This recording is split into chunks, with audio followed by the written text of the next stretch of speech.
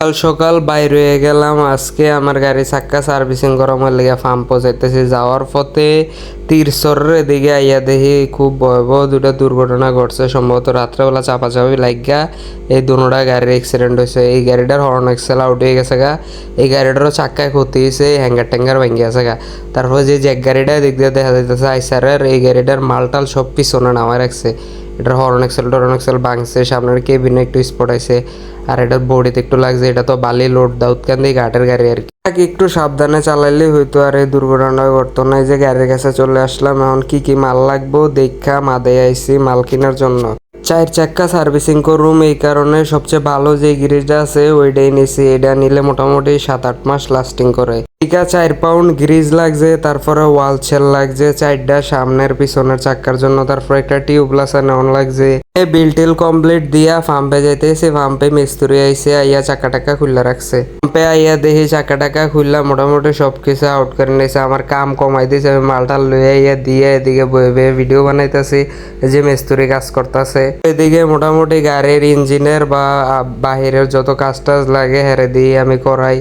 লোক হিসাবে অনেক ভালো। আজকে 4টা চাক্কা সার্ভিসিং করাম। অনেক দিন হয়েছে, প্রায় 8 থেকে 9 মাস হয়ে গেছে চাক্কাগুলো সার্ভিসিং করেনি। আর হাফস নামানোর পরে দেখি বেরিং টেরিং যা আছে সব কোনো গিরিস টিরিস ছাড়া উগায় মুগায় রয়েছে। আগে এগুলা সুন্দর করে ক্লিন করে আবার নতুন করে লাগাই দিলে আবার 5-6 মাস চলা যাবে। এখন আবার আরেকটা নতুন সমস্যা, গাড়ির ব্যাটারির পানি শুকায় জায়গা কারণে ব্যাটারিটা নামায় পানি টানি দিয়ে চার্জ দিলাম। তারপরে ডায়নামাটা তো সমস্যা, ডায়নামাটা ওভার চার্জ দেয়, ডায়নামাটাও খুলতে হইব। ডায়নামা খুললে এনে দেখতাছি মোটামুটি অটো টটো চেঞ্জ করলে ডায়নামাটা আবার ওকে হইব।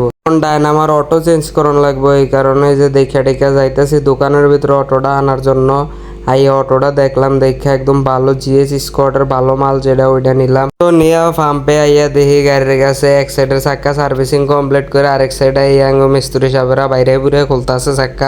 নাঙ্গো ট্রাক গাড়ির চাক্কার ভিতরে কত রহিমা জিনিসপত্র থাকে, এই যে বেরিং, ওয়াল সেল, তারপরে সাইড কভার, এক্সেল হইতে শুরু করে মানে মাল সামানার অভাব নেই এটার ভিতরে। তারপরে যে ব্রেক শু, ড্রাম, চাক্কার স্টিক, নাট বল্টু অভাব নাই, গন্যাগুলো যেত না। পিছের চাক্কা সবগুলা কমপ্লিট করে সামনের চাক্কা খুলতে হইয়া বড় পাইপ ছোট পাইপ 2-3 জন লাগে মিল্লা জিল্লা টাইন্য চাক্কাটি খুললা গুলাইতে পারতাছি না। আমার গাড়ি ফাইবার ব্রেক করি না, আর ব্রেকটা আমি অনেক হার্ড করে রাখছি যে মানে তাড়াতাড়ি ব্রেক হয়ে যায়, কারণে চাক্কার স্টিকগুলো প্রচুর পরিমাণে টাইট হয়ে গেছে।